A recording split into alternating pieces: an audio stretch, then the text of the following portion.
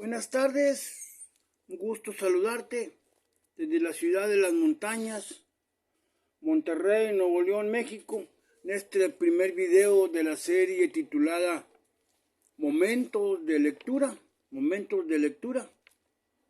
páginas de un libro. Escogimos El hermano de Asís, del padre Ignacio Larrañaga.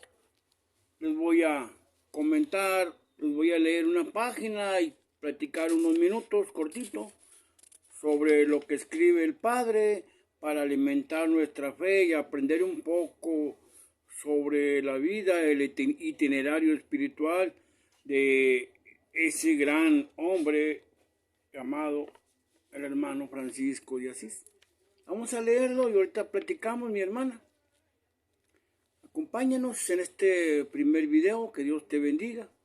Abramos nuestros oídos, nuestro corazón para conocer un poquito del itinerario espiritual del hermano de Asís. A pesar de todo, regresaba tranquilo. Tenía motivos para sentirse abatido, pero contra todo lo esperado, una extraña serenidad inundaba su rostro. Y a sus ojos asomaba un río,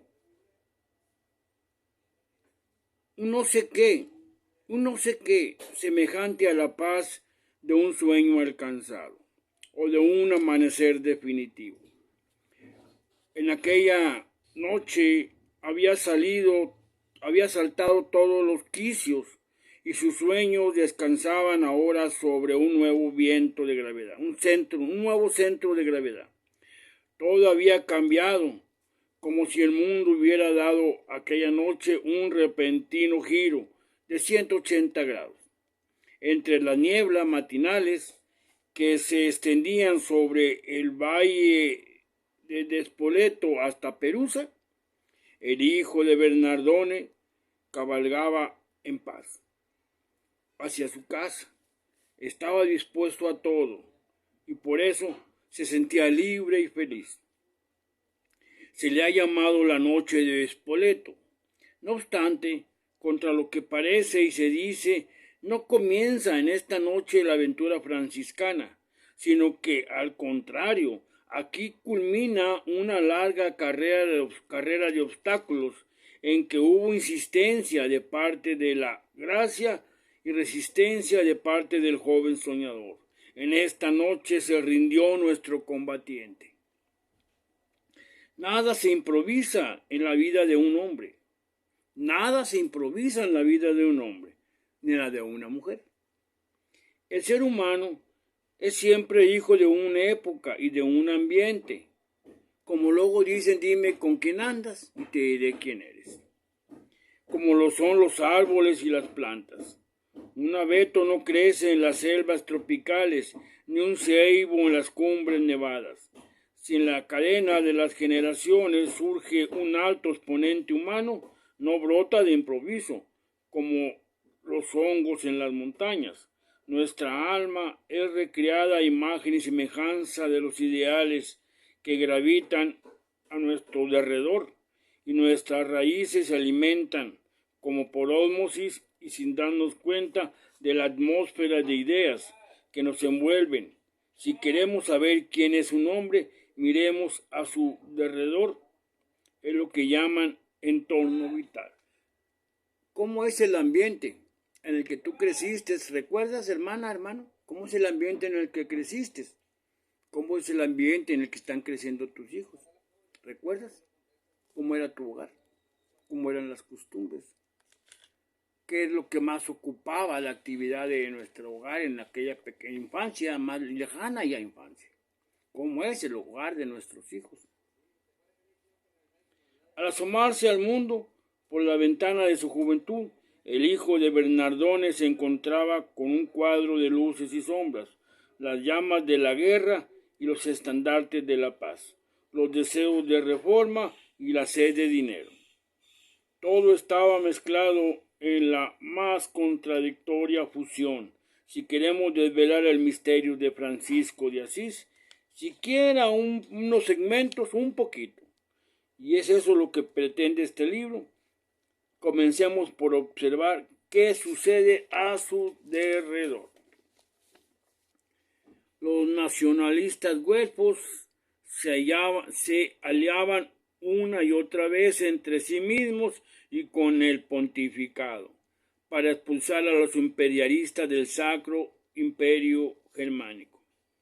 Los gibelinos eran los que hoy llamamos colaboracionistas y los güelfos pertenecían a los que se llama oposición, o mejor, constituían la resistencia. Hacía un siglo que se había concretado la penitencia de Canosa. Durante 3 días y 3 noches permaneció descalzo el emperador Enrique IV de Sajonia junto a los muros del castillo de Canosa, en la Toscana, vestido con la túnica gris de los penitentes, antes de que el Papa Hildebrando Gregorio VII le levantara la excomunión. En el vértice de una crisis, en la larga hostilidad planteada entre el pontificado y el imperio, y también el momento álgido en la querella de las investiduras por la que el Papa reclamaba el derecho de elegir los dignatarios eclesiásticos, ya que los obispos y abades recibían solamente de mano de los príncipes no solo las tierras y los bienes, sino también el báculo y el anillo. Naturalmente, la cosa no era tan simple como a primera vista aparece. Detrás de los báculos y los anillos se agitaba un mundo de intereses y ambiciones terrenales. En 5 expediciones asoladoras, el emperador Barbarroja había sembrado el pánico entre las ciudades itálicas. Unos años antes de nacer Francisco, las habían emprendido el emperador con particular saña contra el condado de Asís, en cuyo recinto entró victorioso. Recibió el homenaje de los señores feudales, poniendo la bota imperial sobre la plebe levantisca y humillada. Al alejarse, dejó como lugarteniente al aventurero Conrado de Suabia, para mantener sumiso al pueblo rebelde. Los aristócratas de Asís, aprovechando esta protección imperial, oprimieron a los siervos de la gleba con nuevas y duras exigencias, unciéndoles el carro del vasallaje del cual aquellos habían apiado anteriormente.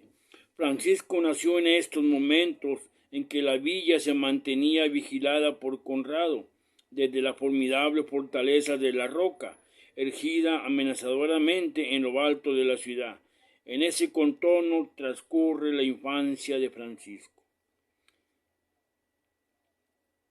Es una época amasada de contrastes y sumamente movida. Las alianzas se anudan y se desanudan con la inconsistencia de las palabras escritas en el agua.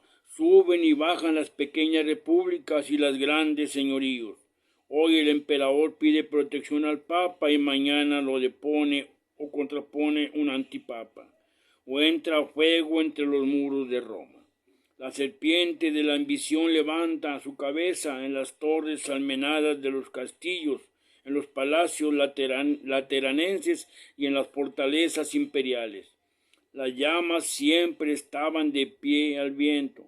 Las cruzadas se parecen a un turbión que arrastra en desatada mezcla la fe y el aventurerismo, la devoción y la sed de riqueza, la piedad con el crucificado y la impiedad con los vencidos.